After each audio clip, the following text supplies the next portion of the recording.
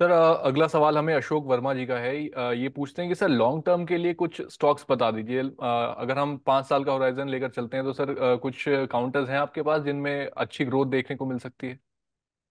देखिए, long term यदि आप 3 to 5 ईयर देखना चाहते हैं तो उसमें दो तीन चीज मैं जरूर कहना चाहूंगा कि then you should stick to quality names, and then you will also have to, आपको फिर जो है वो एक पोर्टफोलियो बना के स्टॉक एसआईपी मोड में जाना होगा।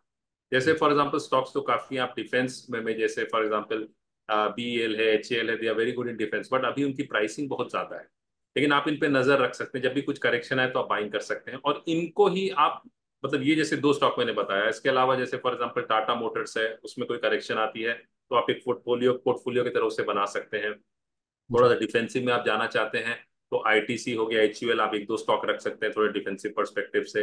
फाइनेंशियल्स में आप रखना चाहते हैं तो आप आईसीआईसीआई बैंक रख सकते हैं, एक्सिस रख सकते हैं, तो आप एक पोर्टफोलियो, रिलायंस एक रख सकते हैं। तो इस तरह का आप एक पोर्टफोलियो 10-12 स्टॉक्स का बना के आप वो, उसे आप मंथली या क्वार्टरली, जैसा आपको, जैसी सुविधा आपको हो, आप वैसे बिल्ड कीजिए। तो उससे आपको फायदा क्या होगा, यदि मार्केट में करेक्शन भी आती है तो लोअर लेवल्स पे भी आपकी बाइंग होगी, और मार्केट में यदि एक फिर अपमूव आती है तो आपकी जो एवरेज कॉस्ट ऑफ बाइंग होगी वो कम होती है।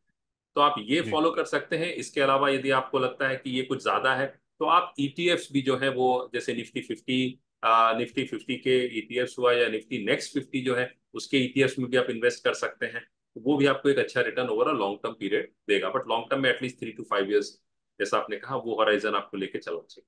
और ज्यादा जी आप सर। लेते हैं तो और अच्छी बात।